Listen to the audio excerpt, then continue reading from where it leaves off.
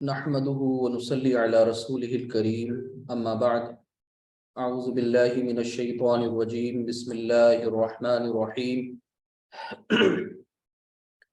يا أيها الذين آمنوا كتب عليكم الصيام كما كتب على الذين من قبلكم لعلكم تتقون أياما معدودات فمن كان منكم مريضا أو على سفر فعدة من أيام أخر وعلى الذين يطيقونه فدية طعام مسكين فمن تطوع خيرا فهو خير له وأن تصوموا خير لكم إن كنتم تعلمون شهر رمضان الذي أنزل فيه القرآن هدى للناس وبينات من الهدى والفرقان فمن شهد منكم الشهر فليصم ومن كان مريضا أو على سفر فعدة من أيام أخر يريد الله بكم اليسر ولا يريد بكم العسر ولتكملوا العدة ولتكبروا الله على ما هداكم ولعلكم تشكرون صدق الله العظيم رب اشرح لي صدري ويسر لي أمري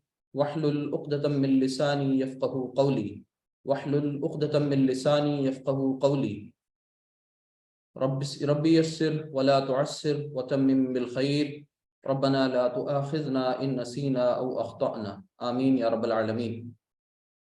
عزیزان گرامی، خواتین و حضرات، آپ سب کا خیر مقدم۔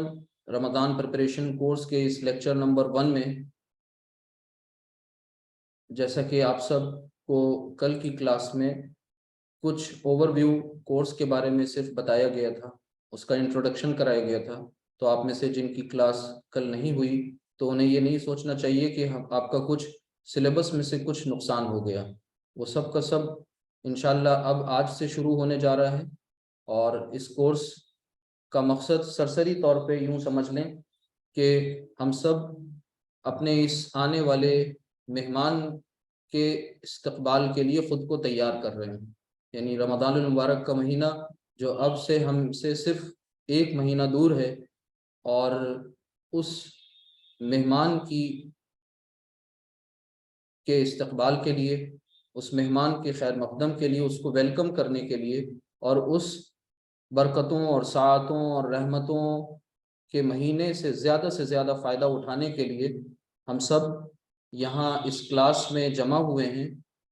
اللہ سبحانہ و تعالیٰ کی خالص رضا اور اس کی خوشنودی کے لیے کہ اللہ تعالیٰ ہم سب کو اس ماہ مبارک کے اہمیت، اس کی قدر، اس کے بارے میں کچھ چیزیں انتہائی اہم اور ضروری جو ہیں قرآن اور حدیث کی روشنی میں، اللہ تعالیٰ ہمیں وہ سمجھنے کی توفیق عطا فرمائے، اور اتنی قدرت ضرور دے کہ جو کچھ سمجھا ہے مبنی خیر پر بیسڈ، اللہ سبحانہ و تعالیٰ اسے دوسروں تک منتقل کرنے والا، اور ایسا کچھ معاملہ فرما دے کہ سمجھنا اور سمجھانا دونوں آسان ہو جائیں۔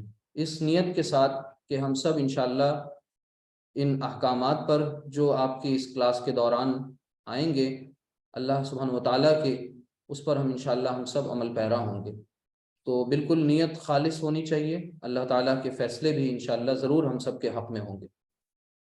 جیسا کہ آپ سب جان رہے ہیں، یہ کلاس ہے، یہ سیکھنے سکھانے کا ایک پلیٹ فارم ہے، تو کلاس کی طرح ہونی چاہیے، جس میں آپ جب یہاں سے اٹھیں تو آپ کے پاس کچھ ٹیک اوے ہو۔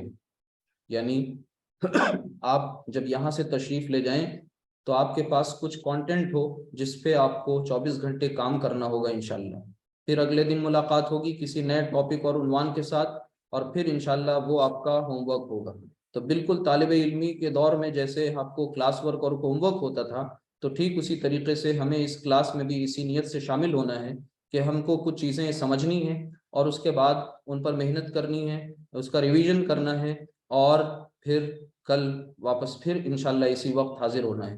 یہ سلسلہ زیادہ دیر نہیں، چند دن کا ہے، چند ایام ہے، اس کی قدر کر لی جائے انشاءاللہ۔ تو شروع کرتے ہیں، اور کلاس کا قاعدہ یہ ہوتا ہے کہ کچھ کانٹینٹ بیسڈ کام ہونا چاہیے، جذباتی اور ایموشنل اور صرف لطف لینے والی بات نہیں، یعنی صرف محظوظ ہو گئے، واہ کیا بات ہے، بات بہت اچھی ہے، تقریر بہت اچھی ہے، یہ اس روش سے ہمیں باہر آنا ہے، اس اپروچ سے باہر آنا ہے، ہمیں سیکھنے کی غرض سے یہاں پر ہم بیٹھے ہیں۔ تو اسی سلسلے میں آپ کے ساتھ ہم ایک پریزنٹیشن شیئر کریں گے، P P T PowerPoint presentation, اس میں انشاءاللہ اس کے ذریعے آپ کچھ چیزوں کو دیکھیں گے اس میں، اور اس سے آپ کا انشاءاللہ فائدہ ہوگا۔ جو چیزیں آپ کو ضروری لگیں، بہتر لگیں، کام کی لگیں، انہیں آپ ان کا اسکرین شاٹ انشاءاللہ، کیونکہ کلاس کے بعد یہ وقت الگ سے نہیں پرووائڈ کر پائیں گے وقت کی قلت ہونے کی وجہ سے۔ ہمارے پاس بمشکل تمام آدھا گھنٹہ سے 40 منٹ ہی بچے ہوئے ہیں بس، میکسیمم انشاءاللہ آپ سب دعا کریے ہمارے لیے کہ اللہ تعالیٰ کچھ کام کی بات کہلا دے خالص اس کی رضا کے لیے۔ میری کوئی سکت نہیں، میری کوئی اپنی اہمیت نہیں ہے، اللہ کی بات کی اہمیت ہے، اللہ کے کلام کی اہمیت ہے، اور اس کا کلام آپ انشاءاللہ آپ کے سامنے ہوگا۔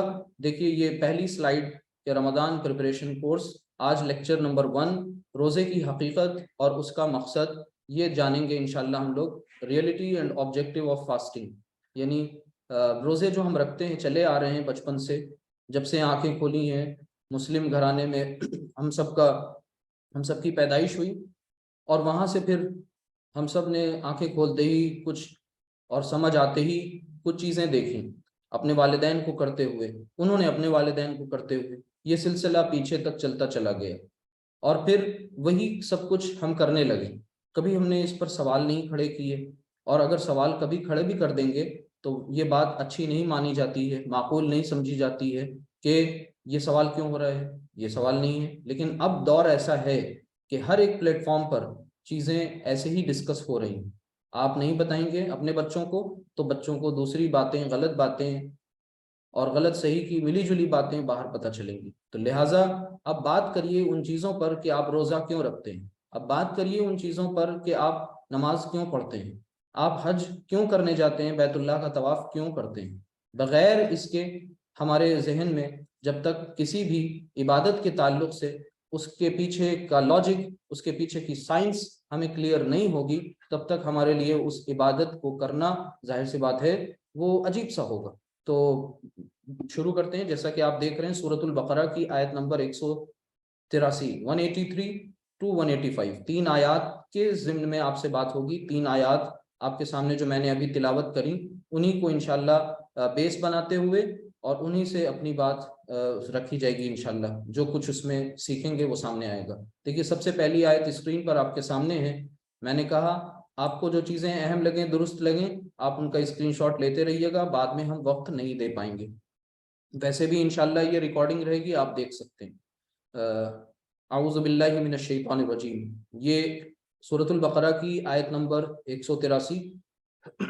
یہاں پر روزے کے بارے میں، یعنی روزوں کے بارے میں فرمایا جا رہا ہے کہ یا ایھا الذین آمنو، اے وہ لوگوں جو ایمان لائے ہو، اے ایمان کے دعوے دارو، کتب علیکم الصیام، کہ تم پر روزے فرض کر دیے گئے ہیں، تم پر روزے فرض کیے گئے ہیں، کما کتب علی الذین من قبلکم، جس طرح سے تم سے پہلے لوگوں پر روزے فرض کیے گئے تھے، لعلکم تتقون، کس لیے فرض کیے گئے ہیں؟ تاکہ تم تقوی کی روش اختیار کرو، تاکہ تم جو ہو وہ متقی بن جاؤ، تقوی کی روش اختیار کرو، آگے تاکہ تمہارے اندر تقوی پیدا ہو جائے۔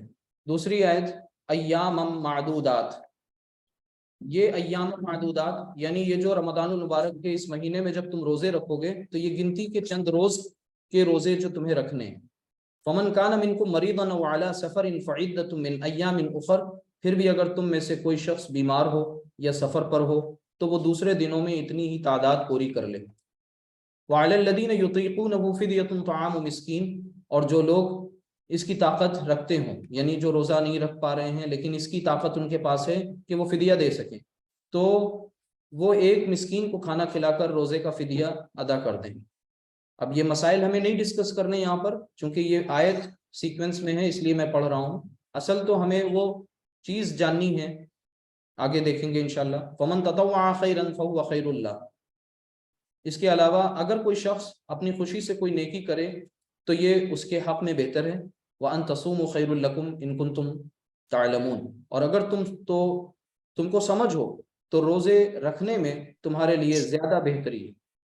یعنی اتنا سمجھانے بجھانے کے بعد، اتنی ناصحانہ انداز میں گفتگو کرنے کے بعد، حکیمانہ انداز میں بات کرنے کے بعد اللہ سبحانہ وتعالیٰ ارشاد فرماتا ہے وَأَن تَصُومُوا وَأَن تَصُومُوا، اور اگر تم روزہ رکھ لو، ٹھیک ہے، روزے رکھنے میں خیر لکم، یہ تمہارے لیے بہتر ہے، ان کنتم تعلمون، اگر تم اسے سمجھتے ہو، تمہیں اس کا علم ہے.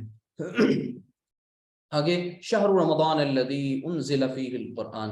اب یہ وہ آیت جسے آپ اکثر بیشتر خطبات میں سنتے رہتے ہیں، تقاریر میں سنتے رہتے ہیں. شہر رمضان الذی، شہر کے معنی مہینے کے ہوتے ہیں، تو شہر رمضان الذی انزل فیہ القرآن، کہ رمضان کا مہینہ وہ ہے جس میں قرآن نازل کیا گیا. ٹھیک ہے، اب یہ قرآن کیا ہے؟ ہدی للناس، جو لوگوں کے لیے سراپا ہدایت ہے. وبینات من الہدی والفرقان، اور ایسی روشن نشانیوں کا حامل ہے جو صحیح راستہ دکھاتی ہیں اور حق اور باطل کے درمیان بالکل واضح فرق کر دیتی. یعنی الفرقان یہ بھی قرآن کا ایک نام ہے، البرہان قرآن کا ایک نام الفرقان ہے. فرقان یعنی فرق کرنے والا، حق اور باطل، غلط اور صحیح، ٹھیک ہے، جھوٹ اور سچ، اس کے درمیان جو فرق کرنے والی شے ہے وہ ہے القرآن. تو قرآن کے بارے میں بتایا گیا ہدی للناس وبینات من الہدی والفرقان. اس کا فمن شہد منکم الشہر فلیصم، لہٰذا تم میں سے جو شخص بھی یہ مہینہ وہ اس میں ضرور روزہ رکھے. ومن کان مریضا او علی سفر فعدۃ من ایام اخر، اور جو بات پیچھے تھی وہ پھر دہرائی جا رہی ہے، اور اگر کوئی شخص بیمار ہو یا سفر پر ہو، مسافر ہو، تو وہ دوسرے دنوں میں اتنی ہی تعداد پوری کر لے. کتنی ریلیکسیشن ہے. جو فرمایا گیا الدین یسر، دین آسان ہے، تو وہ یہ آپ یہاں دیکھ سکتے ہیں کہ واقعی دین آسان ہے. آگے کیا فرمایا خلاصے کے طور پر؟ یرید اللہ بکم اليسر ولا یرید بکم العسر، اللہ تمہارے ساتھ آسانی کا معاملہ کرنا چاہتا ہے اور تمہارے لیے مشکل پیدا کرنا نہیں چاہتا. یرید اللہ بکم اليسر ولا یرید بکم العسر وَلِتُكْمِلُوا الْعِدَّةَ وَلِتُكَبِّرُوا اللَّهَ عَلَى مَا هَدَاكُمْ وَلَعَلَّكُمْ تَشْكُرُونَ. اب یہ جو آخری آیت کا آخری ٹکڑا ہوتا ہے یہ انتہائی اہم ہے، اسی پر انشاءاللہ ہم لوگ آگے بات کریں گے. جیسے یہاں پر یہ ہے وَلِتُكَبِّرُوا اللَّهَ عَلَى مَا هَدَاكُمْ وَلَعَلَّكُمْ تَشْكُرُونَ وَلِتُكْمِلُوا الْعِدَّةَ، یعنی اب آگے کیا بتایا؟ آسانی پیدا کرنا جو چاہ رہا ہے اس کا مقصد بتا دیا، تاکہ تم روزوں کی گنتی پوری کر لو بعد کے ایام میں. اگر تمہارے ساتھ عذر شرعی ہے، واقعی کوئی جینوین ایکسکیوز ہے جو شریعت کے مطابق جسے ایکسکیوز، جسے ریزن سمجھا جاتا ہے، اور اللہ نے تمہیں جو راہ دکھائی اس پر اللہ کی تکبیر کہو، یعنی اللہ کی بڑائی بیان کرو، اللہ کی بڑائی کرو. علی ما ہداکم، اس پر جو تمہیں ہدایت دی. وَلِتُكَبِّرُوا اللَّهَ وَلِتُكَبِّرُوا اللَّهَ، اور تاکہ تم کیا کرو؟ اللہ نے تمہیں جو راہ دکھائی اس پر تم اللہ کی بڑائی بیان کرو، اللہ کی تکبیر کرو. اور آگے کیا فرمایا؟ وَلَعَلَّكُمْ تَشْكُرُونَ، اور تاکہ تم شکر گزار بنو. اب یہ جو ہیں امپورٹنٹ کڑیاں آخری آیات کی، جیسے کہ پیچھے کی آیت میں آپ نے دیکھا تھا شروعات میں بالکل لَعَلَّكُمْ تَتَّقُونَ، تو اس پہ بھی انشاءاللہ ابھی بات انشاءاللہ کریں گے. تو یہ تو 3 آیات ہیں. اب آپ کو یہ ایک ہوم ورک ملا، آپ میں سے سب کو، ہم سب قرآن کریم کو اگر اپنی زندگی میں روز سمجھ کر پڑھ رہے ہیں تو بھی یہ کم ہے. اب آپ سوچیے آپ نے کب لاسٹ ٹائم کبھی قرآن کی کوئی آیت کو سمجھا تھا؟ کبھی قرآن کی کوئی ایک آدھی ادھوری آیت کو آپ نے جاننے کی، سمجھنے کی، پوچھنے کی کوشش کی؟ اگر نہیں کی تو اپنے اس حال پر ہم سب کو رونا چاہیے. ہم سب کو اگر کوئی غم ہے ہونا چاہیے تو اس پر ہونا چاہیے کہ ہمارے خدا کا کلام ہے اور اس کلام کے بارے میں ہمیں کوئی معلومات نہیں، یا ہم کوشش نہیں کرتے. یہ 3 آیات ہیں جو آج کا ہمارا ٹیکسٹ ہے، اس پر انشاءاللہ آگے کی گفتگو کی جائے گی. اب آج ہمارا ٹاپک کیا ہے؟ آپ سب سے ہماری ریکویسٹ پھر سے ایک بار، آپ سب اپنے اپنے ویڈیو وغیرہ آف رکھیں تو انشاءاللہ بہتر ہوگا آپ کے حق میں، اور آڈیو بھی آف رہے انشاءاللہ تو فائدہ ہوگا. اور جس مقصد سے ہم یہاں بیٹھے ہوئے ہیں اللہ تعالیٰ اس میں ہمیں ضرور کامیابی ملے گی. دیکھیے اب ہم یہاں پر کن کن چیزوں کو پڑھنے کے لیے، سمجھنے کے لیے بیٹھے ہیں. ایک تو روزے کا مفہوم، اس کی میننگ، اس کا اوریجن، روزے کی تاریخ، اسی طرح روزے کی حقیقت. یہ وہ کچھ چیزیں ہیں جس پر انشاءاللہ گفتگو ہوگی. جیسے سب سے پہلے روزے کی میننگ. دیکھیے روزہ لفظ ہماری اردو کا لفظ ہے، اردو میں عام ہے. اب انڈیا، پاکستان، بنگلہ دیش، ان تمام ممالک میں یہ جیسے نماز رائج ویسے یہ روزہ بھی رائج ہے. اور بھی جگہوں پر، یہ اردو کی زبان کی وجہ سے، ٹھیک ہے. لیکن اس کا جو عربی میں لفظ ہے وہ ہے صوم، صاد واو اور میم، صوم. صوم لفظ جو ہوتا ہے اس کے معنی کیا ہے، اس کی اوریجن کو سمجھیے. دیکھیے عرب جس قوم میں، جس وقت، جس دور میں یہ قرآن نازل ہوا، اس وقت جو سواری کے سادھن تھے، جنگ و جدال میں پیش آنے والے جو سادھن کہہ لیجئے یا جو ان کے مویشی، وہ کون تھے؟ دو ہی بہت عام تھے، گھوڑے یا پھر ایک اونٹ.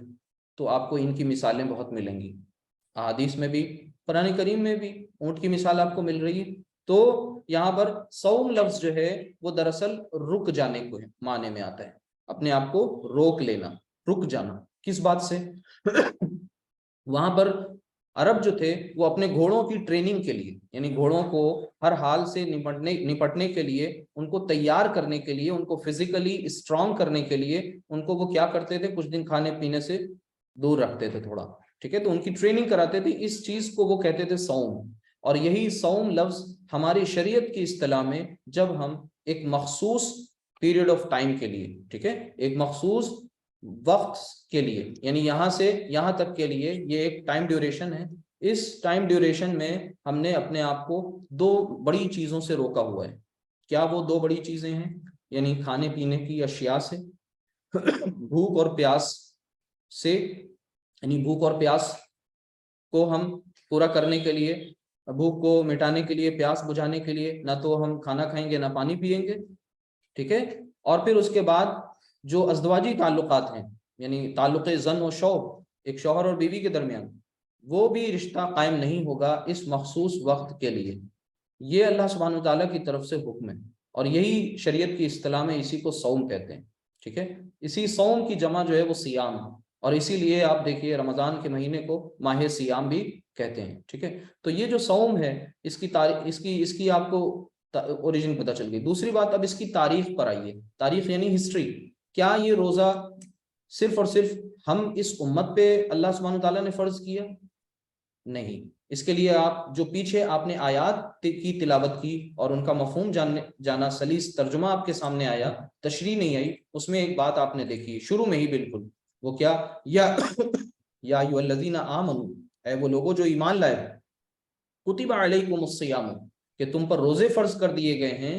کس طرح؟ کما جیسا کہ کتب علی الذین من قبلکم، فرض کیے گئے تھے تم سے پہلے لوگوں پر. پتہ یہ چلا کہ صرف اور صرف اس امت پر نہیں فرض کیے، بلکہ اس سے پہلے بھی انبیاء و رسول کا جو سلسلہ تھا وہ چلتا آ رہا تھا. بہت سارے نبی مبعوث فرمائے اللہ نے، بہت سارے رسولوں کو بھیجا، انبیاء کو بھیجا، رسولوں کو بھیجا.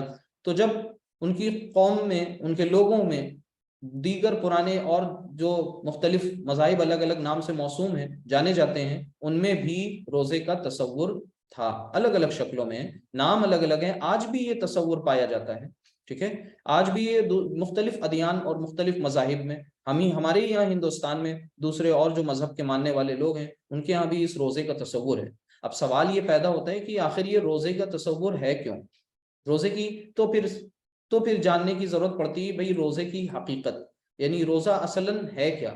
تو دھیان سے سمجھیے گا، روزہ یا صوم یہ ایک عبادت کا نام ہے، ٹھیک ہے. لیکن عبادت جو بھی کوئی ہوتی ہے جسے ہم کہتے ہیں ورشپ، اب یہ ورشپ کس کی ہوتی ہے؟ عبادت جب بھی آئے گی تو وہاں پر دو باتیں ہیں، ایک ہے عبد اور دوسرا ہے معبود. یعنی ظاہر سی بات ہے، ایک ہے عبد اور دوسرا معبود. عبد وہ جو عبادت کرے اور معبود وہ جس کی عبادت کی جائے.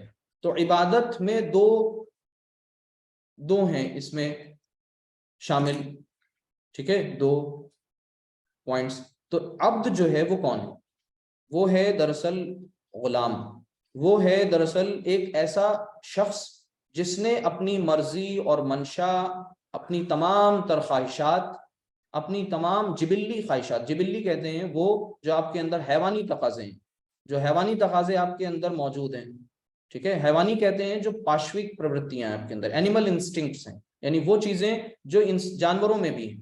جیسے وہاں بھی بھوک پیاس کا عمل ہے، وہاں بھی ڈیزائرز، ارج، اور وہ ارج، وہ ڈیزائر، ظاہر سی بات ہے وہ بھی جنسی خواہش بھی وہاں بھی ہے، یہاں بھی ہے. تو یہ جو چیزیں ہیں ان کو ڈسپلنڈ کرنا، ان کو کنٹرول رکھنا، یہ دراصل یہ انسان کا اپنا ایک خاصہ ہے، یہ انسان کے ساتھ خاص ہے کہ وہ انہیں ڈسپلنڈ رکھے، یہ اس سے مطالبہ ہے۔ لیکن جب وہ اس ڈسپلن سے باہر نکل جائے، ان حدود و قیود کو کراس کر جائے، اور یہ جو لمٹس اللہ سبحانہ وتعالیٰ نے ہمارے لیے طے کی ہیں، ان لمٹس سے وہ باہر چلا جائے، تو پھر وہ انسان نہیں رہتا، وہ حیوان بن جاتا ہے، حیوان ناطق بن جاتا ہے، نرا حیوان، ٹھیک ہے۔ اس کے آنکھیں، اس کی سینگیں نہیں ہیں، اس کے 4 پیر نہیں ہیں، لیکن وہ پھر بھی وہ گھاس پھوس نہیں کھا رہا ہے، لیکن پھر بھی وہ جانور ہے۔ تو اب یہ جو عبد اور معبود کا معاملہ ہے، یہ کب اپنے صحیح رخ پر آتا ہے، یعنی ایک بندہ کب اپنے آقا کو آقا سمجھتا ہے، کب اپنے خالق کو خالق مانتا ہے، یعنی جب اللہ سبحانہ تعالیٰ نے اس کے اندر جو ایک روح ربانی جو رکھ رکھی ہے، اس کے مطابق وہ زندگی بسر کر رہا ہوتا ہے۔ یعنی وہ جو روح اس کے اندر ہے، اس روح کے اوپر جیسے جیسے غلاف چڑھتے جاتے ہیں، ویسے ویسے اس کے لیے یہ رشتہ بہت کمزور ہوتا چلا جاتا ہے۔ وہاں پر یہ جو عبد ہے وہ پھر فطرت سے دور ہوتا چلا جاتا ہے، پھر اپنے خالق سے دور ہوتا چلا جاتا ہے، پھر کٹتا چلا جاتا ہے۔ اور جیسے جیسے یہ غلاف جو اوپر اس نے چڑھائے ہیں، مادیت کے، میٹیریلسٹک غلاف، یہ غلاف خواہشات کے، ڈیزائرز کے، یہ غلاف، یہ جو گرد و غبار دنیا کی چاہ کے، ٹھیک ہے، مال و دولت کی فراوانی اور اس کی بھوک اور نہ مٹنے والی اس کے لیے کوششیں، نہ ختم ہونے والی اس کے لیے کوششیں، پہم 24 گھنٹے 7 دن اسی میں غرق، اور پھر اگر کچھ وقت بچا تو لغویات میں، خرافات میں۔ تو پھر یہ جو چیزیں جب مٹنا شروع ہوتی ہیں تو پھر وہ روح واقعی بالکل کھل کر کے نکھر جاتی ہے، اور پھر یہ عبد اور معبود کا رشتہ مضبوط ہو جاتا ہے۔ جب یہ عبد اور معبود کا رشتہ مضبوط ہوتا ہے تو پھر انسان کی فطرت یہ کہتی ہے کہ جس کے زیر اثر ہم ہیں، جس کے زیر سایہ ہم جی رہے ہیں، جس کی نعمتوں کو دن رات ہم دیکھ رہے ہیں، برت رہے ہیں، کھا رہے ہیں، پی رہے ہیں، چر رہے ہیں، چگ رہے ہیں، وہ کیسے ہو سکتا ہے کہ ہم اس کے سامنے جھکے نہیں؟ یہ کیسے ہو سکتا ہے کہ ہم اس کے سامنے اپنی خواہشات کی گردن ذبح نہ کر دیں؟ یہ کیسے ہو سکتا ہے کہ پھر ہم اس کی صدا پیچھے سے آ رہی ہو اور ہم اپنی صداؤں میں مگن؟ یہ نہیں ہو سکتا۔ لیکن کب ہوگا؟ جب آپ نے اس روح کو، جس کے اوپر آپ نے گندگی، جس کے اوپر پولیوٹنٹس، جس کے اوپر غلاظت کے پردے، وہ جو چیزیں ہیں، ڈسٹ ہے، اس کو آپ نے صاف کرنا ہے۔ وہ صاف کیسے ہوگا؟ اس کو صاف کرنے کے بھی یہی طریقے ہیں، اور ابدیت کے اظہار کا بھی یہی طریقہ ہے۔ یعنی یہ جو مراسم عبودیت ہیں، یعنی آپ دیکھیے، نماز، روزہ، زکوٰۃ، حج، آپ نے وہ حدیث ضرور سنی ہوگی جسے کہتے ہیں پلرز آف اسلام۔ پلرز آف اسلام یعنی اسلام کے ستون۔ تو جس نے یہ فرمایا نبی کریم صلی اللہ علیہ وسلم نے کہ بنی الاسلام علی خمس، کہ اسلام کی بنیاد 5 چیزوں پر ہے۔ اس میں سب سے پہلے شہادہ۔ اب وہ شہادت کیا ہے؟ گواہی دینا کہ ہمیں مان لیا کہ بھائی ہمارا خالق ہے، ہمارا مالک ہے، ہمارا رازق ہے، ہمارا پالن ہار ہے، ہمارا رب ہے، سسٹینر، چیریشر وہ ہے، اور وہی ہمیں پال رہا ہے، اور اس کے علاوہ کوئی دوسرا نہیں، ذرا بھی نہیں، ٹھیک ہے۔ ایکم برہما دتیہ ناستی نینا ناستی کنچن، ایک ہی ایشور ہے، ایک ہی خدا ہے، ایک ہی گاڈ ہے، دوسرا ہے ہی نہیں، اور اس کے جیسا بھی کوئی نہیں۔ لیس کمثلہ شیء، اس کے جیسا کوئی نہیں۔ اب اس کے جیسا کوئی نہیں سے مراد اس کے جیسی کوئی شے دنیا میں نہیں۔ لیکن ہم نے اب سوچیں اپنے آپ سے، جیسے ہی بار بار یہ بات بول رہے ہیں کہ اس کے جیسا کوئی نہیں، تو ظاہر سی بات ہے ڈھونڈیں ہم نے اس کے جیسے کون کون چیزیں بنائی ہوئی ہیں۔ تو یہاں پر بات یہ ہو رہی ہے کہ جب بندہ اپنے فطرت پہ واپس لوٹتا ہے تو وہ ابدیت کی کلائمیکس پر پہنچتا ہے، اور جب ابدیت کے کلائمیکس پر پہنچتا ہے، ٹاپ پر پہنچتا ہے، پیک پر پہنچ جاتا ہے، یہ پیک یہاں پر وہ پہنچتا ہے یا پہنچنے کی کوشش کر رہا ہوتا ہے، ٹھیک ہے، تو وہاں پر سے پھر اس کو اللہ سبحانہ وتعالیٰ نے جو عقل دی ہے، جو فہم دیا ہے، جو شعور دیا ہے، جو ذہن دیا ہے، وہ ذہن، وہ شعور، وہ انٹیلیجنس یہ کہتا ہے کہ اب تمہیں کیا کرنا ہے، اپنی ابدیت کے اظہار کے کچھ طریقے، اللہ سبحانہ و تعالیٰ کے اوپر آپ کتنا اس کا شکر کریں کہ طریقے بھی اسی نے سکھا دیے۔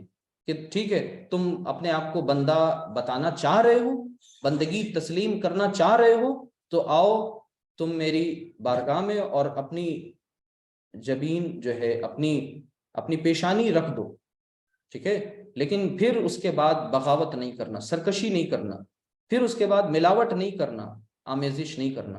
ہم کتنے ناہنجار لوگ ہیں کہ ہمیں اگر کوئی دودھ میں پانی ملا کے دے وہ ناپسند ہے، لیکن ہم اللہ کو توحید خالص اللہ کے لیے نہیں ہے ہماری، کیسے اسے پسند آئے گی، کیسے وہ ہمیں قبول کرے گا، کیسے وہ اپنے انعامات ہم سے ہمیں نوازے گا، کیسے اس کا اکرام ہم پر ہوگا، اور کیسے اس کا حبیب ہم سے خوش ہوگا جب سامنا ہوگا؟ کون؟ نبی کریم صلی اللہ علیہ وسلم، جن کی عشق، جن کے محبت کی قسمیں کھاتے کھاتے ہم نہیں تھکتے، بہت کھاتے ہیں، ٹھیک ہے؟ تو بے شک ٹھیک ہے کھائیے قسمیں، لیکن ذرا سوچئے تو صحیح کہ کیا ہم وہاں پر اس پیور دودھ والی دودھیے کی مثال لے لیجئے، اور ایک وہ جو گندگی ملا کر کے دودھ لائے، اور گندگی نہ بھی ملائے، صرف صاف شفاف پانی ہی کیوں نہ ملا لے، تب بھی آپ کو اس سے کوئی انسیت نہیں لگاؤ ہوگا، آپ ہمیشہ شکوہ کریں گے۔ کیوں؟ کیونکہ آپ کو خالص چیز پسند ہے، آپ کو پیور چاہیے، شدھ چاہیے، لیکن آپ نے شدھ کتنی چیزیں دی ہوئی ہیں خدا کو، یہ آپ سب پوچھ سکتے ہیں، ہم سب پوچھ سکتے ہیں اپنے آپ سے۔ تو بات یہ سمجھ میں آئی کہ جب بندہ اپنی فطرت پہ واپس لوٹتا ہے تو اسے یاد آتا ہے کہ ہم اپنے خالق کے سامنے اپنے آپ کا مخلوق ہونا تسلیم کریں، تو اس کے لیے کچھ سمبولک سانکیتک عبادتیں، یعنی کچھ سمبولک ریچولز، عبادات، ورشپ کے طریقے، موڈس آف ورشپ، وہ رائج ہے۔ اب یہ سمبولکلی ہی تو ہے، قربانی، یہ نماز، یہ روزہ، یہ سب علامتی، یعنی آپ اپنے آپ اس عبادت کے ذریعے آپ اپنے بندے ہونے کی قسمیں کھا رہے ہیں، آپ اپنے بندے ہونے کا، بندی ہونے کا اقرار کر رہے ہیں، اور ایک نہیں بار بار کر رہے ہیں، ٹھیک ہے؟ تو یہ ہے دراصل روزے کی وہ حقیقت کہ روزے میں بھی بندہ اپنی خدا کے سامنے یہی تصور، اسی تصور کے ساتھ، اسی پرستش، اسی عبادت کے تصور کے ساتھ وہ اپنے خدا کے سامنے ہوتا ہے کہ اے خدا، ہم نے اب پہچان لیا تیری ہستی کو۔ کیوں؟ کیونکہ ہم نے خود اپنے آپ کو جان لیا۔ اگر خدا کو آپ پہچاننا چاہتے ہیں تو خود آپ اپنے آپ کو پہچان لیجئے، سب سے آسان طریقہ ہے، یعنی ہم اپنے آپ کو پہچان لیں تو ہم خدا کو ضرور پہچان لیں گے۔ کیوں؟ کیونکہ ظاہر سی بات ہے ہمارے اندر خود اللہ سبحانہ تعالیٰ نے وہ آیات رکھی، آیات انفسی اور پھر آیات آفاقی، تو جب یہ پہچان ہوگی تو انشاءاللہ ہم سب عبادت کی طرف رغبت ہوگی، اور پھر ہمارے لیے روزہ رکھنا، اور روزہ رکھنا آسان نہیں، روزے کے تقاضوں کو پورا کرنا آسان ہو جائے گا۔ روزے سے جو چیزیں چاہی جا رہی ہیں وہ ہمارے لیے پھر ملنا ہمیں آسان ہو جائیں گی۔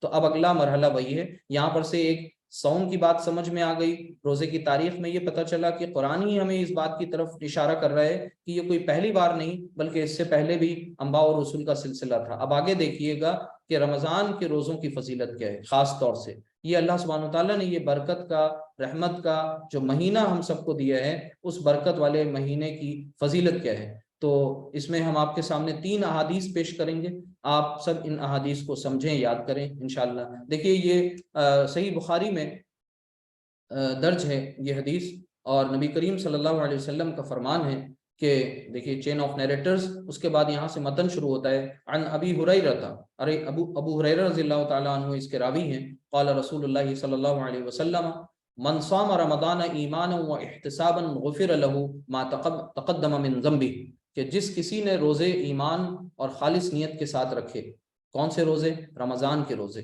ٹھیک ہے؟ اور 2 چیزیں اس میں بتا دی گئیں، ایک ایمان اور دوسرا خالص نیت، یعنی یور انٹینشنز، ہماری آپ کی انٹینشن خالص ہونی چاہیے، نیت خالص ہونی چاہیے، اور ایمان، ان دونوں کے ساتھ رکھے اس کے پچھلے گناہ بخش دیے جائیں گے، ٹھیک ہے؟ اسی طریقے سے اب آگے آیا ایک اور جگہ پر، یہ بھی صحیح بخاری میں ہی، اور اس میں نبی کریم صلی اللہ علیہ وسلم کا فرمان ہے کہ من قام لیلۃ القدر ایمانا و احتسابا، جو کوئی کھڑا ہوا، جو کوئی شب قدر میں ایمان کے ساتھ، ایمان کے حصول اور احتساب کی سوچ کے ساتھ، یعنی یہ سوچا اس نے کہ ہمیں احتساب، حساب کی ٹھیک ہے. اب احتساب جب ہوتا ہے تو اس میں کیا ہوتا ہے بھائی؟ ظاہر سی بات ہے وہاں پر ثواب یا عذاب. تو وہی چیز ہے کہ شب قدر میں جو ایمان کے ساتھ اور حصول ثواب کی نیت سے عبادت میں کھڑا ہو اس کے تمام اگلے گناہ یعنی پچھلے گناہ اس کے بخش دیے جائیں گے. غفر له ما تقدم من ذنبه ومن صام رمضان ایمانا، یہ وہی والا ٹیکسٹ ہے جو پیچھے آیا تھا، وہ ریپیٹ ہو گیا. تو آپ نے یہ فضیلت دیکھی رمضان کے روزوں کی. تو اس کے بعد اب آگے ایک اور حدیث ہے، نبی کریم صلی اللہ علیہ وسلم کا فرمان ہے، اس کے راوی ہیں سہل، ٹھیک ہے، عن سہل رضی اللہ عنہ. کیا انہوں نے روایت کی عن النبی صلی اللہ علیہ وسلم قال ان فی الجنت بابا، جنت میں ایک باب ہے، ایک دروازہ ہے، یقال له الریان، جس کو کیا کہا جاتا ہے؟ جس کو الریان کے نام سے جانا جاتا ہے. ٹھیک ہے. اب اس دروازے کے ساتھ خاص بات کیا ہے؟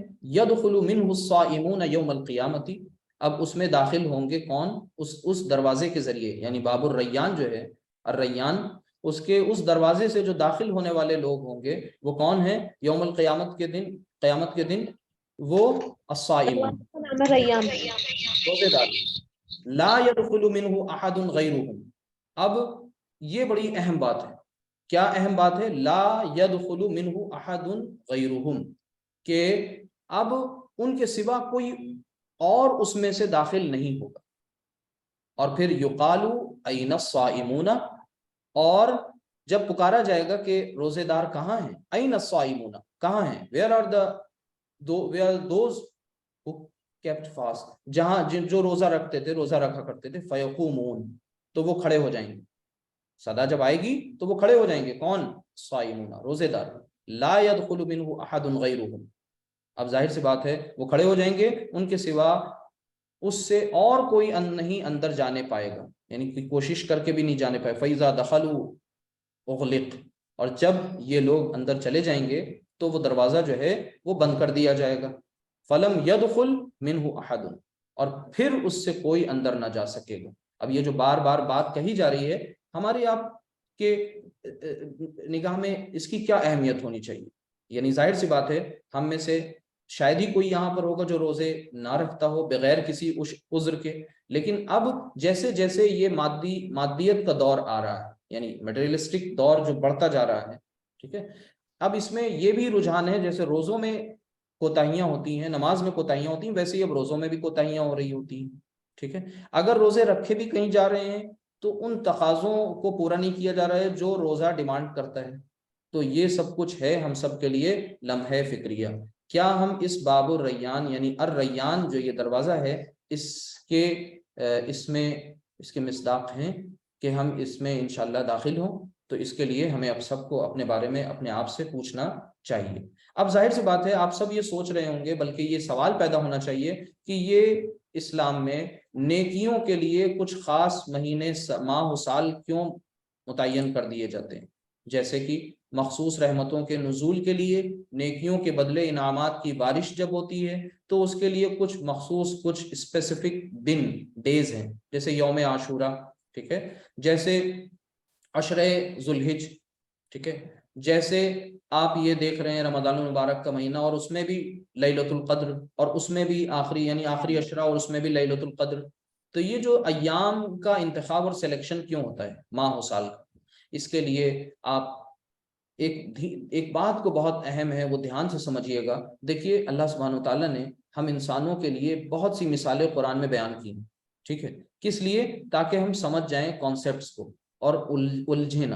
ٹھیک ہے. تو یہاں پر ایک مثال یہ سمجھیے کہ ہم سب جو کاشتکاری کی جاتی ہے، یعنی کھیتی کسانی ہوتی ہے، اس میں باغبانی ہوتی ہے، اس میں کتنی ایسی فصلیں ہوتی ہیں جن کے اپنے کچھ مخصوص دن ہوتے ہیں. یعنی اب آم کا سیزن آم کا ہوگا، ٹھیک ہے، ایسا نہیں ہے کہ وہ کسی اور سیزن میں آپ آم برآمد کر لیں، اور ظاہر سی بات ہے اگر کرتے بھی ہیں تو وہ ذائقہ اور وہ چیزیں اس کے ساتھ نہیں ہوتی. اسی طریقے سے اگر کوئی اپنی ضد کی بنا پر دوسرے دنوں میں اس چیز کو کرنے لگے، اس فصل کو اگانے لگے، تو وہاں پر یا تو پھر پروڈکشن کم ہوگا، اس کی جو ہے ہمیں یافت جو ہے جو چیزیں وہاں سے مل رہی ہیں، آؤٹ کم اس کا رزلٹ وہ کم ہو جائے گا، اتنی نہیں ملیں گی، یا پھر اس کوالٹی کا نہیں ہوگا، یا وہ ذائقہ نہیں ہوگا. اب تو بہت ساری مصنوعی چیزیں آرٹیفیشیل بنا لی جا رہی ہیں آج کل کے دور میں، مطلب آرٹیفیشیل طریقے سے، ٹھیک ہے، لیکن آپ سوچیے وہ پھر اس میں چیز نہیں آئے گی۔ تو اللہ سبحانہ و تعالیٰ چونکہ رحمان ہے اور الرحیم بھی ہے، الرحمن بھی ہے، تو وہ چاہتا ہے کہ ہمارے یہ بندے، ظاہر سی بات ہے، جو باقی دنوں میں غفلتوں کا شکار رہتے ہیں، ٹھیک ہے، کوتاہیاں بھی ہوتی ہیں، ہم سب انسان ہیں اور غلطیاں انسان سے ہوتی ہیں، کوتاہیاں انسان سے ہوتی ہیں، اور جس ماحول میں ہم رہتے ہیں اس ماحول کے اثر کو کچھ نہ کچھ قبول کر رہے ہوتے ہیں، تو اللہ سبحانہ تعالیٰ کی رحمت جوش مارتی ہے، وہ چاہتی ہے، وہ نہیں چاہتا، وہ اس انتظار میں نہیں ہے کہ ہماری جہنم بھر جائے، نعوذ باللہ معاذ اللہ، وہ ہرگز یہ نہیں چاہتا۔ آپ نے کیا سوچ رکھا ہے اس کو کہ وہ کوئی ایسا جابر، ایسا خطرناک، ترشرو، اتنا روڈ نہیں۔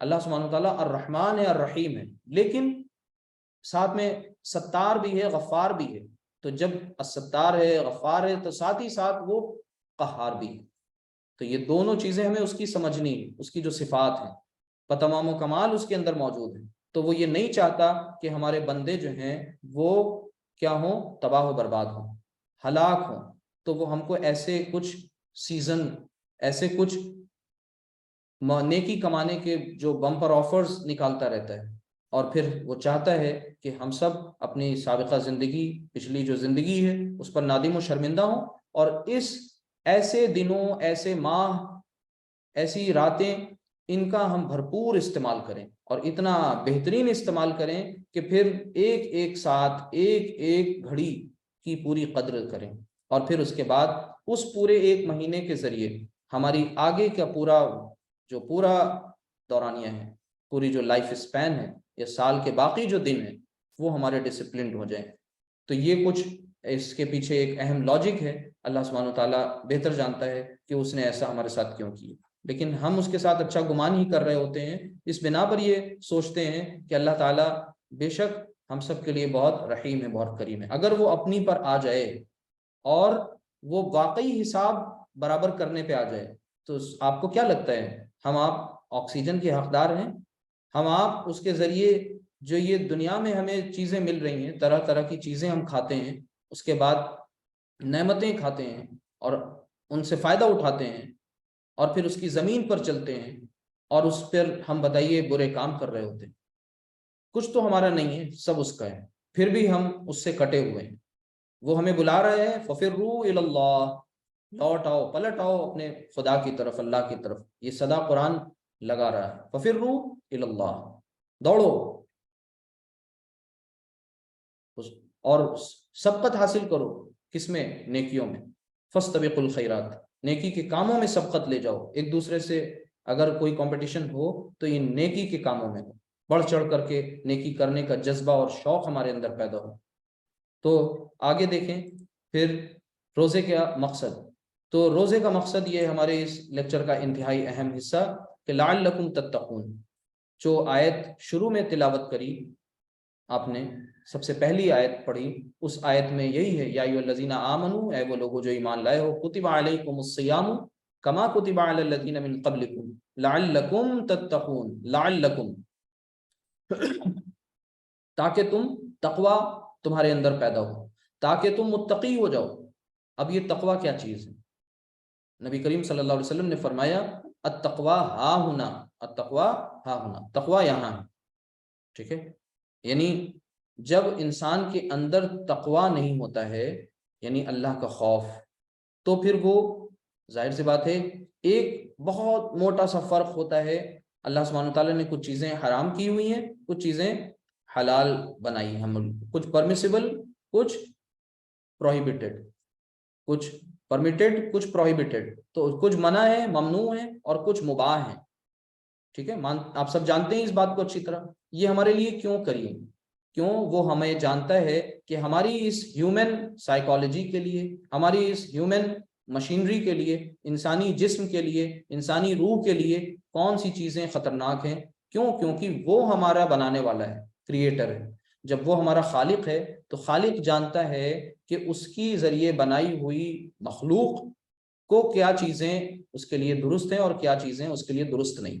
عام طور سے سننے میں یہ آتا ہے، لوگوں سے ملتے ہیں، اپنے بھائیوں سے، تو پھر وہ آتا ہے کہ بھئی اسلام بہت سخت ہے، ہر چیز میں یہ جو حرام، یہ حرام، یہ حرام، یہ حرام، یہ حرام، یہ حرام، سب کچھ حرام، تو اب بچا کیا ہمارے لیے اسلام؟ یعنی یہاں پر کوئی انجوائمنٹ نہیں، کوئی ریکریشن نہیں، ایسا ہرگز نہیں۔ جب دین کی غلط تصویر لوگوں کے سامنے آئے گی، جب دین کو مشکل بنا کر لوگوں کے سامنے پیش کیا جائے گا، جب دین میں اپنی مرضی اور اپنی منشا کو دخل دیا جائے گا اور تعصب سے کام لیا جائے گا، تو پھر وہاں پر یہ چیزیں آئیں گی، جبکہ ایسا ہرگز نہیں۔ الدین یسر، دین آسان ہے۔ اللہ سبحانہ تعالیٰ بھی کہہ رہا ہے کہ تمہارے لیے وہ چاہتا ہے کہ آسانی پیدا ہو، مشکل پیدا نہ ہو، ٹھیک ہے؟ بس اس نے کچھ حدود بنائے ہیں، اور ان کو قرآن میں کہا ہے تلک حدود اللہ فلا تعتدوها، کہ یہ اللہ کی طے کردہ حدود ہیں، لمٹس ہیں، باؤنڈریز ہیں، ٹھیک ہے؟ ان کے قریب مت جانا، ان کو کراس مت کرنا۔ اور دوسری جگہ ہے تلک حدود اللہ فلا تقربوها، اور ان کے قریب مت جانا۔ کیوں ایسا کہا ہے؟ آپ جب ٹریفک میں ہوتے ہیں، راستے میں، سڑک پر، کتنی بھی اچھی آپ کو ڈرائیونگ آتی ہو، پھر بھی آپ آئیڈیل طریقہ یہی ہے چلانے کا، keep yourself at a distance, اور سیف ڈسٹینس، یعنی آپ کو اپنے آپ کو ایک ایسے ڈسٹینس میں رکھنا ہے جس میں لکھا ہوتا ہے بھائی اچت دوری بنائے رکھیں۔ تو وہ کیوں لکھا ہوتا ہے؟ ہم تو بہت اچھے شہ سوار ہیں، ہم تو بہت اچھی گاڑی چلا لیتے ہیں، تو ہم کیوں نہیں اس اصول کے خلاف ورزی کرتے ہیں؟ اس لیے کیونکہ وہاں پر ہماری زندگی اسٹیک پر لگی ہوتی، وہاں پر ہماری یہ جو 60 سال کی، 70 سال کی، 80 سال کی بہت ہوئی تو یہ زندگی ہماری جو ہے داؤں پر لگی ہوتی، تو پھر ہم وہاں پر بہت سنبھل کر کے کام کرتے ہیں۔ لیکن جہاں پر ہماری لامتناہی سلسلے والی ہمیشہ ہمیش کی زندگی، آخرت کی زندگی، کبھی نہ ختم ہونے والی زندگی جب داؤں پر لگی ہے، تو پھر ہمیں اس کا خیال ہی نہیں ہوتا، اور پھر ہم یہ کہتے ہیں کہ ساری چیزیں ہمارے لیے جائز، ساری چیزیں ہمارے لیے درست، پھر ہم وہاں پر اللہ کا فیصلہ اپنے خالق سے مشورہ نہیں کرتے، نہ اس کا فیصلہ دیکھتے ہیں، نہ اس سے ہم مشورہ کرتے ہیں، پھر ہمارے اپنی مرضی چل رہی ہوتی۔ پھر بھی ہم یہ کہتے ہیں بھئی ہم مسلمان ہیں، کوئی یہ کہہ دے ذرا سا کہ تمہارا یہ ہے اور یہ بس فوراً ہم چراغ پا ہو جائیں گے، یعنی یہ ہماری ٹالرنس لیول ہے، برداشت کی لمٹ، ٹھیک ہے؟ لیکن اس کے ساتھ ساتھ عملی اعتبار سے بالکل کھوکھلے اور خالی۔ تو اللہ تعالیٰ کیا چاہتا ہے؟ لعلکم تتقون۔ آگے کچھ بات ہو اس سے پہلے ایک بات کو سمجھ لیجئے، تقویٰ کے بارے میں ایک مثال ہے۔ ایک صحابی ہیں، نبی کریم صلی اللہ علیہ وسلم کی بہت مشہور معروف حدیث کہ آپ صلی اللہ علیہ وسلم، ان صحابی سے یہ جو ہے روایت ہے کہ ایک ان سے پوچھا گیا کہ بھائی تقویٰ کیا ہے، ڈیفائن کیجئے۔ تو انہوں نے مثال اس طریقے کی دی کہ بھئی ایک خاردار کٹیلی جھاڑیاں ہیں، ٹھیک ہے، اور ان کے درمیان ایک چھوٹی سی پتلی سی پگڈنڈی ہے، اور آپ نے سوتی کپڑے پہنے ہوئے ہیں۔ اب آپ اس خاردار جھاڑیوں کے بیچ سے اس پگڈنڈی پر چل رہے ہیں، اور آپ کا لباس کیا ہے؟ آپ کی ڈریس جو ہے وہ پیور کاٹن کی ہے۔ اب آپ بتائیے کیسے چلیں گے؟ اٹکھیلیاں کرتے ہوئے چلیں گے؟ چیختے چلاتے چلیں گے؟ دائیں بائیں زگ زیگ چلیں گے؟ نہیں، وہاں پر آپ بہت اسٹریٹ فارورڈ ہوں گے، آپ کو صرف اپنی منزل دکھ رہی ہوگی، جیسے گھوڑے کے دونوں طرف کانوں میں نہیں بندھا ہوتا ہے، تو ویسے ہی ہم بالکل سیدھے چل رہے ہوں گے۔ کیوں؟ کیونکہ ہمیں اگر ایک بار پھنس گئے اس کٹیلی جھاڑیوں میں، تو پھر وہ ہمارا لباس پورا تار تار ہو جائے گا۔ تو ویسے ہی یہ زندگی، دنیا اور دنیا کی نعمتیں، دنیا کی لذتیں، دنیا کی چیزیں، یہاں کے ریسورسز، اس سے نفرت نہیں کر دی، نہ اس سے اپنے آپ کو الگ کرنا ہے، بلکہ یہاں رہتے ہوئے تقوی کے حصول کی فکر کرنی ہے۔ اور تقوی ہے کیا؟ یہی کچھ، ٹھیک ہے؟ آگے دیکھیں تو روزے کا مقصد کیا ہے؟ لعلکم تتقون، کہ ہمارے اندر تقوی آئے، ہمارے اندر اللہ سبحانہ وتعالیٰ کا خوف، ڈر۔ الایمان بین الخوف والرجاء، کہ ایمان جو ہے وہ خوف اور امید کے بین بین والا معاملہ ہے، بیچ بیچ والا۔ یعنی ایمان جو ہے دراصل وہ خوف اس بات کا کہ ہم نے خطا کی، ہم نے غلطیاں کی، ہم نے غلط جو چیزیں ہم کر رہے ہوتے ہیں، تو ان کے بارے میں ہمارے ذہن میں یہ خیال ہمیشہ جگتا رہنا چاہیے کہ ہم اپنے مالک کو، اپنے خالق کو ناراض تو نہیں کر رہے ہیں۔ خوف اس کی پکڑ کا، خوف اس کے سامنے پیش ہونے کا، اور رجع یعنی امید کس بات کی؟ اس کے سامنے پیش ہو کر کے اس کے ذریعے انعام کی امید، اپنے جو ہم نے کام کیے تو اس پر ہم اس کے ساتھ اچھی امید لگا کر کے کام کرتے رہیں. ٹھیک ہے، تو لعلکم تتقون کے ضمن میں 3 باتیں ہیں جن کے بارے میں آتا ہے غور کرنے پر، کہ سب سے پہلی بات اس عبادت سے، یعنی خاص طور سے رمضان کے ان روزوں سے جو چاہی جاتی ہے وہ بندگی کی روش. یعنی اگر آپ غور کریں تو سب سے پہلی بات یہ روزوں کے ذریعے باور کرانی ہوتی ہے کہ ہم اللہ کے بندے ہیں. اب آپ کہیں گے یہ کون سی نئی بات بتا رہے ہیں آج؟ یہ تو ہم جانتے ہیں ہم اللہ کے بندے ہیں، اور ہم کہتے ہیں، کبھی نہیں کہتے کہ ہم شیطان کے بندے ہیں، کبھی نہیں کہتے ہم شیطان کی راستے پہ چلنا ہمیں پسند ہے. آپ نہیں کہتے، ہم نہیں کہتے، لیکن آپ کے کہنے نہ کہنے سے کچھ نہیں ہوتا. ٹھیک ہے، ہمارے اعمال سے بہت کچھ ہوتا ہے، آپ کے اعمال سے بہت کچھ ہوتا ہے. تو جو بندگی ہے، یعنی اللہ کے بندے یا اللہ کی بندی ہونے کا جیتا جاگتا زندہ تصور، یہ اس روزے کے ذریعے ہمارے اندر آنا چاہیے. یعنی یہ سب سے بڑا مقصد ہے کہ اللہ کا بندہ، اللہ کی بندی، یہ تصور ہمارے ذہن میں ہر وقت رہے. وہ کیسے؟ آپ دیکھیے، صبح سے لے کے شام تک بھوک پیاس ہر ایک چیز سے ایک مخصوص وقت کے لیے اللہ تعالیٰ نے روک دیا. جو چیزیں آپ کے لیے حلال تھیں انہیں ایک وقت معینہ کے لیے آپ کے لیے حرام کر دیا. اب آپ ان سے بچ گئے، آپ کے پاس ساری چیزیں دستیاب ہیں. اب یہ ہم خود کر رہے ہوتے ہیں، آپ خود کر رہے ہوتے ہیں. ایک بالکل وہ انسان جو بالکل ناخواندہ ہے، پڑھا لکھا نہیں ہے، کم علم والا ہے بیچارہ، جس کو جہلا میں شمار کیا جاتا ہے، وہ بھی جانتا ہے کہ جب وضو کر رہے ہوں اور پیاس شدت کی لگی ہو تو صاحب 2-4 کلی پانی جب منہ میں جائے تو وہ 2-4 گھونٹ نیچے بھی اتر جائیں. کون دیکھ رہا ہے؟ کہیں ویڈیوگرافی نہیں ہو رہی ہے. لیکن یہ ایمان ہی کا نتیجہ ہے، اور اللہ کا بندہ خود کو سمجھنے کا ہی نتیجہ ہے کہ ہم لوگوں سے تو بچ جائیں گے، لیکن ہمارے یہ پانی پینا اس کی پکڑ میں آ جائے گا، ہمارا چھپ کے یہ کھانا کھانا اس کی پکڑ میں آ جائے گا، اور ہمارا روزہ جو ہے وہ فاسد ہو جائے گا. ٹھیک، اب آپ سوچئے، جب ہم نے یہ 30 دن کام کر لیا کنٹینیوسلی، کنسسٹنسی کے ساتھ، ریگولر اور بہت ڈسپلن طریقے سے، تو پھر باقی 30 دن کے بعد ہمارے لیے یہ مشکل کیوں ہو جاتا ہے کہ اب ہم حرام سے بچ جائیں؟ غور کرنے والی بات ہے نا. تو کیوں ہمارے لیے مشکل ہو جاتا ہے؟ وہ اسی لیے کیونکہ باقی پھر ہم دھیرے دھیرے یہ تصور ہمارے ذہنوں سے چلا جاتا ہے کہ ہم اللہ کے بندے ہیں. اگر یہ تصور ہمارے ذہنوں میں رہے کہ ہم اس کے بندے ہیں، جب اس کے بندے ہیں تو اس کے سامنے ظاہر سے بات ہے حاضری کا تصور، اس سے ملاقات، رب سے ملاقات.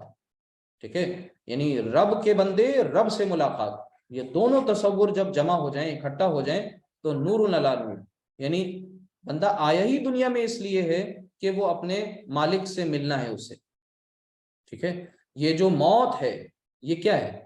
یہ تو ایک برج ہے، ایک پل ہے، موت کو اور حیات کو ملانے والا. ٹھیک ہے، یعنی موت جو ہے یہ ایک برج ہے، اور اس کے بعد ایک ابدی زندگی ہے. اس ابدی زندگی، ہمیشہ ہمیش کی زندگی، ایٹرنل لائف، اور یہ ٹیمپریری لائف، ان دونوں کے درمیان سیتو کا کام موت کرتی ہے. اچھا، موت کے معنی ہمارے یہاں فنا نہیں. موت کے معنی یہ نہیں ہے کہ اب ہم فارغ ہو گئے ہر چیز سے، ذمہ داری سے بری ہو گئے، اب آزاد ہو گئے. ٹھیک ہے، جیسے کہ اب تو گھبرا کے یہ کہتے ہیں مر جائیں گے، مر کے بھی چین نہ پایا، قرار نہ پایا تو کدھر جائیں گے؟ ہم مسلمان جو ہیں، جو ایمان والے ہیں، جن کا آخرت پر ایمان ہے، یعنی ایمان بالآخرہ، ایمان بالآخرہ، آخرت پر ایمان. تو یہ آخرت پر ایمان جو ہے یہ اس بات کی زندہ مثال ہے کہ ہم مرنے کو اپنی نجات نہیں مانتے. کیوں؟ کیونکہ مرنے کے بعد تو حساب دینا ہے، تو زندگی ختم نہیں ہوئی، معاملات ختم نہیں ہوئے. معاملات تو ختم وہاں ہوتے ہیں کہ صاحب یہ ہوتا کہ ٹھیک ہے مر گئے، چیپٹر کلوز. نہیں، اب تو چیپٹر اوپن، اب تو زندگی، حقیقی زندگی اب شروع ہوگی.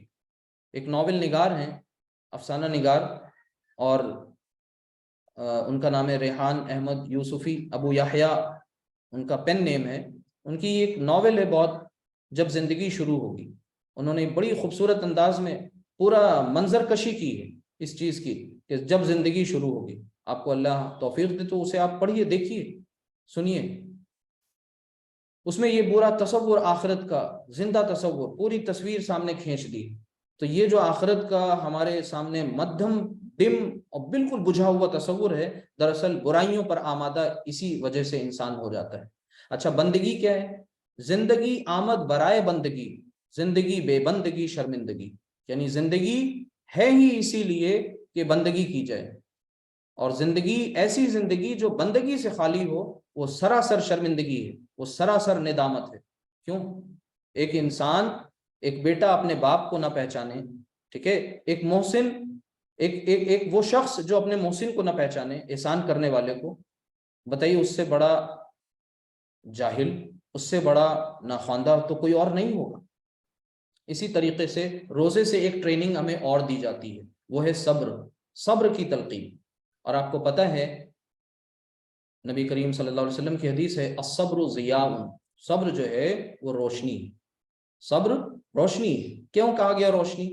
صبر کیا ہے؟ ہمارا اردو کا صبر کچھ اور ہے، عربی کا صبر کچھ اور ہے، دونوں ڈیفرنٹ ہیں. اردو کا صبر یہ ہے کہ صاحب ہاتھ پہ ہاتھ دھرے بیٹھے رہو، کوئی کوشش نہیں کرنی، ساری چیزیں ہو جائیں گی، اور جو ہو رہا ہے صبر کرو. صبر یہ نہیں ہے. صبر یہ ہے کہ آپ کو جو یقین آپ کے پاس ہے، ایمان باللہ، ایمان بالآخرہ، جسے ایمان بالمعاد بھی کہتے ہیں، یعنی آخرت پر ایمان، اور ایمان بالرسالہ، یہ تین جو بڑے بڑے ایمانیات کے جو پلرز ہیں، یعنی اللہ پر ایمان، آخرت پر ایمان اور رسول پر ایمان. یہ تینوں ایمانیات کا تقاضا یہ ہے کہ اب آپ کی زندگی متحرک ہو جائے، آپ کی زندگی میں موومنٹ ہو. والعصر، زمانہ گواہ ہے، ان الانسان لفی خسر، یقیناً تمام کے تمام انسان جو ہیں وہ خسارے میں، گھاٹے میں. اور کیسا گھاٹا؟ خسرن، فی خسرن. گرامر پڑھنے والے جانتے ہیں کہ یہاں پر الخسر نہیں کہا گیا، فی خسرن. جب معرفہ نہ کہہ کے نکرہ کہا جا رہا ہو، بالکل اصول کی خلاف ورزی ہو رہی ہو، تو بہت بڑا خسارہ، بہت بڑا خسارہ، فی خسرن. اور پھر استثناء ہے، الا الذین آمنوا، سوائے ان لوگوں کے جو ایمان لائے. اب کون سا ایمان لائے؟ ایمان تو آپ بھی لائے، ہم بھی لائے، لیکن وہ ایمان نہیں. قالت الاعراب آمنا قل لم تؤمنوا ولكن قولوا اسلمنا. ایسی بدو بھی کہتے تھے کہ ہم ایمان لے آئے.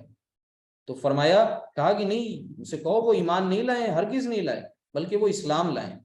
تو ہم سب قانونی مسلمان تو ہیں، لیکن ایمان کا لیول کیا ہے یہ چیک کرنا ہوگا. اور مرنے سے پہلے، مہلت عمل ختم ہونے سے پہلے، عذاب کے آ جانے سے پہلے یہ چیک کرنا ہوگا آخر ایمان کیا ہے. اور چیک کیسے ہوگا؟ ظاہر سی بات ہے، ہمارے اعمال بتائیں گے کہ ہمارا ایمان کیا ہے. اعمال، ہمارے اور آپ کے جو اعمال ہیں، ان سے پتہ چلے گا کہ ایمان کا لیول کیا ہے. ٹھیک ہے؟ تو صبر کس بات کا؟ بھئی آپ اور ہم سب روزوں میں کیا کرتے ہیں؟ حلال چیزوں سے خود کو روکے ہوئے ہیں. ٹھیک ہے؟ اچھا، ایک اور اہم بات، بندگی کے معاملے میں بھی آپ نے یہ دیکھا، رب سے ملاقات میں بھی اس چیزیں سمجھ لیں. صبر میں اس چیز کو بھی سمجھنے کی کوشش کریے کہ اکثر بیشتر بہت سارے ایسے معاملات آ جاتے ہیں روزے میں. اب روزے رکھنے والے بھی دو طرح کے لوگ ہیں، ایک وہ جو واقعی روزہ رکھتے ہیں، ایک وہ جو بس یوں ہی رسمی طور پر روزہ رکھ رہے ہوتے ہیں. تو جو رسمی طور پر روزہ رکھ رہے ہوتے ہیں ان کے لیے تو یہ مشکل ہوتا ہے کہ وہ صبر کریں روزے کی حالت میں بھی، بلکہ وہ روزے کی حالت میں اور زیادہ ہائپر ٹینشن کا شکار ہو جاتے ہیں. ٹھیک ہے؟ بلکہ وہ بات بات پر اپنا روزہ جتا بھی رہے ہوتے ہیں. اب ہم سب یہ بات کیوں کر رہے ہیں؟ کیونکہ ہم سب ایک مرض کی نشاندہی کرنا چاہ رہے ہیں. اس کی ڈائگنوسس ہوگی تب علاج ہوگا نا، ٹریٹمنٹ تو ہوگا ہی نہیں جب تک ڈائگنوسس نہ ہو پراپر، اچھی طرح. تو یہ جو لعلکم تتقون، تقوی آ جائے، یہ جو مقصد ہے، اس مقصد کے تحت اس کے ذیل میں تین اہم باتیں جو ہیں ان میں سے ایک صبر بھی ہے. اور یہ صبر اس تقوی کی بنیاد پر آتا ہے. ٹھیک ہے؟ تو صبر، اب دیکھیے آگے کچھ چیزیں جو غلط ہو رہی ہوتی ہیں وہ کیا ہوتی ہیں، یہیں پر بات انشاءاللہ مکمل ہو جائے گی اگر ہم سب اپنا محاسبہ کریں، انٹروسپیکشن کریں. اس میں کچھ بیڈ پریکٹسز ہیں جو رائج ہیں. اور ان کے طریقے کیا ہوں گے ان سے پنڈ چھڑانے کے، چھٹکارا پانے کے۔ ایک محاسبہ تو ہم سب کو اپنا یہ کر لینا ہوگا کہ ہم روزہ جو رکھ رہے ہیں اب تک رکھے ہیں یا آگے رکھیں گے انشاءاللہ، اس ان روزوں کے ساتھ جو بیڈ پریکٹسز موجود ہیں وہ کیا ہیں، کہ اگر ہم رسول کریم صلی اللہ علیہ وسلم کے اس فرمان کو نہیں سمجھیں گے، الصوم جنہ، دھیان سے دیکھیے، الصوم جنہ کیا مطلب ہوا؟ روزہ ڈھال ہے، روزہ جو ہے وہ ڈھال ہے، شیلڈ ہے۔ کس بات کی شیلڈ ہے؟ اس بات کی شیلڈ ہے کہ آپ کو برائی سے بچا رہی ہے۔ ہماری ذمہ داری ہے کہ جب روزے کے عالم میں ہمیں غصہ آئے، روزے کے عالم میں ہمارے ساتھ کوئی معاملہ ایسا پیش آ جائے، اب وہاں پر ہمیں غیبت سے، چغلی سے، بہتان سے، جھوٹ سے، فریب سے، دغابازی سے، ان سب چیزوں سے بچنا ہوگا، ورنہ پتہ چلا ایک گوشت تو ہم نہیں کھا رہے ہیں لیکن دوسرا گوشت کھا رہے ہیں اپنے مردار بھائی کا غیبت کر کے۔ تو یہ بس یہیں پر بات فنش ہوتی ہے، یعنی اس الصوم جنہ اس کو دھیان میں رکھیں کہ روزہ شیلڈ ہے، تو واقعی وہ شیلڈ نظر آنا چاہیے، روزہ جو ہے وہ ڈھال ہے، تو وہ ڈھال نظر آنا چاہیے ہماری آگے کی لائف میں۔ تو یہ کچھ چیزیں تھیں، یہ تو صرف ایک اوور ویو تھا آج کا انشاءاللہ۔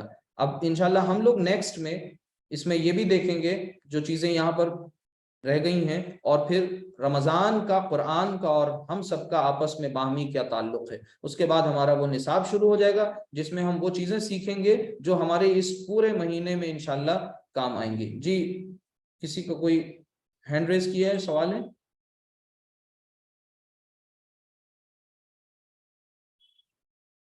ٹھیک، تو فی الحال بس یہیں تک، دعا کر لیں۔ سبحانک اللہم و بحمدک، اشہد ان لا الہ الا انت، استغفرک و اتوب الیک۔ ٹھیک ہے، اب انشاءاللہ کلاس نیکسٹ ٹائم پہ انشاءاللہ شروع کیا جائے گا، اور انشاءاللہ کوشش ہی کی جائے گی کہ وقت پر فنش کیا جائے۔ ٹھیک۔